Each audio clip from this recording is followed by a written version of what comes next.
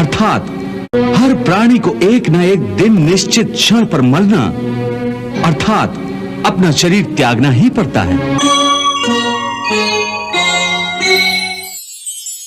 मुझे ज्ञान के इस अंधकार से निकलने का रास्ता दिखाओ केशव। इस अंधेरे में अंधों की भांति हाथ पैर मारने के बदले अपनी दूर दृष्टि को एक दिशा दो और देखो इस सृष्टि की ओर।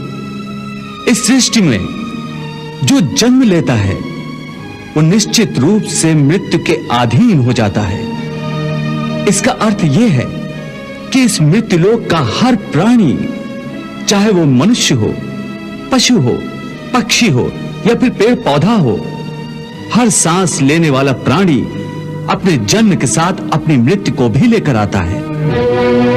हर प्राणी को एक ना एक दिन निश्चित क्षण पर मरना अर्थात अपना शरीर त्यागना ही पड़ता है। इसलिए तुम उनके मरने की चिंता छोड़कर अपना कर्तव्य समझकर युद्ध करो।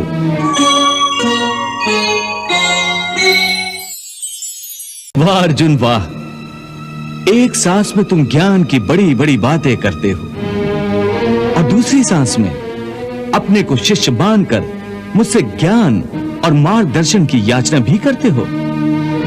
हे पार्थ, तुम्हारा ज्ञान अधूरा है और अधूरा ज्ञान दो धारी तलवार की भांति होता है जो अधूरे ज्ञान देने वाले और लेने वाले दोनों को काटती है। इसलिए सबसे पहले तुम्हें इस घातक तलवार को छोड़ना होगा, ना कि अपने गांडीव को।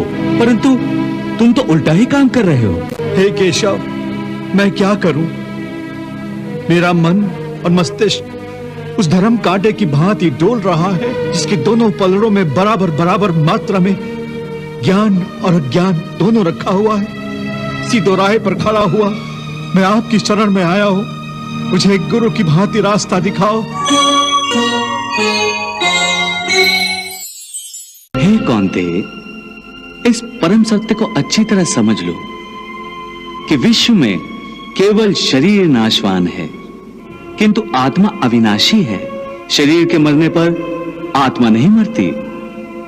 आत्मा न कभी जन्म लेती है और न कभी मरती है। वो अजन्मा, नित्य, सनातन और पुरातन है जो शरीर को मारने पर भी नहीं मारी जाती। न हन्यते हन्यमाने शरीरे। ऐसा लगता है जैसे कानों में अमृत टपक रहा है। उनके श्रीमुख से निकलने वाला हर एक शब्द हीरे मोतियों में तोलने योग्य है।